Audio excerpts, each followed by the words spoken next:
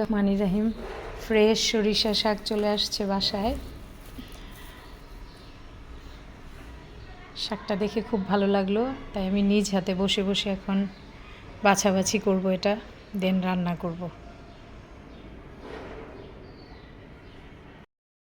সবজি দিয়ে শুটকি রান্না করলাম, চাপা শুটকি দিয়ে। এখানে আছে ফুলকপির ডাঁটা, বেগুন, মূলা, রসুন, পেঁয়াজ সব কিছু দিয়ে। রসুনের পরিমাণটা একটু বেশি। দেন এটা রান্না হলো, খুবই ইয়াম্মি একটা রান্না। দিয়ে দিব একটু ধনেপাতা।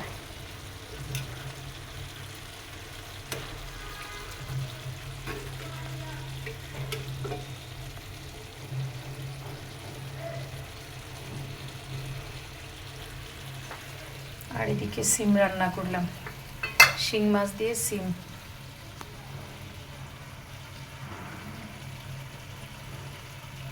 আসলে প্রচুর বালি থাকে, তাই 4-5 বার করে ধুয়ে নিলাম ফ্রেশ করে। সরিষা শাক রান্না করছি শিং মাছ দিয়ে। ফ্রেশ সরিষা শাক নিয়ে আসছে, সেটা বেশি করে রসুন পেঁয়াজ দিয়ে শিং মাছ দিয়ে রান্না করলাম। আর একটু পানিটা টেনে গেলে নামিয়ে নেব। তো সরিষা শাক খেতে কে কে পছন্দ করেন?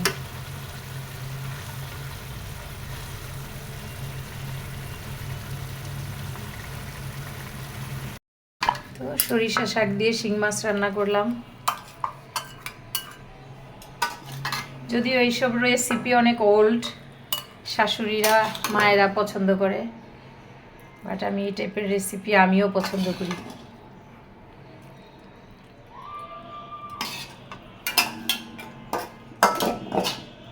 সুন্দর করে রান্না করে ফেললাম, আলহামদুলিল্লাহ।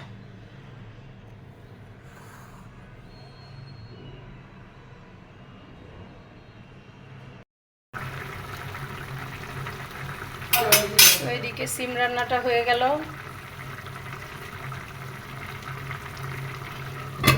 আর রান্না করব শুটকি, ভেজিটেবল দিয়ে শুটকি রান্না হবে। এখানে আছে ফুলকপির ডাঁটা, বেগুন, আর ছিল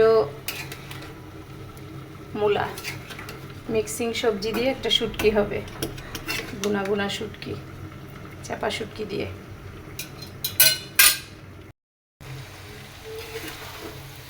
শুটকি রান্না কমপ্লিট।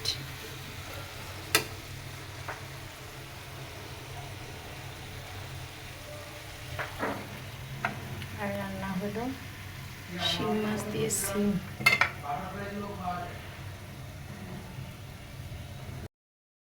রহমানির রহিম। শুভ দুপুর, সবাই কেমন আছেন? আলহামদুলিল্লাহ আমি ভালো আছি। তো আজকে রান্না করব শিং মাছ দিয়ে সিম। শিং মাছটা হালকা একটু মশলা দিয়ে একটু হালকা ভাজা দিয়ে নিলাম, সিমটা কষিয়ে নিলাম। গরম পানি দিয়ে দিব। পাশের বিল্ডিংয়ে কাজ চলে, চিৎকারের শব্দ এখানে চলে আসতেছে।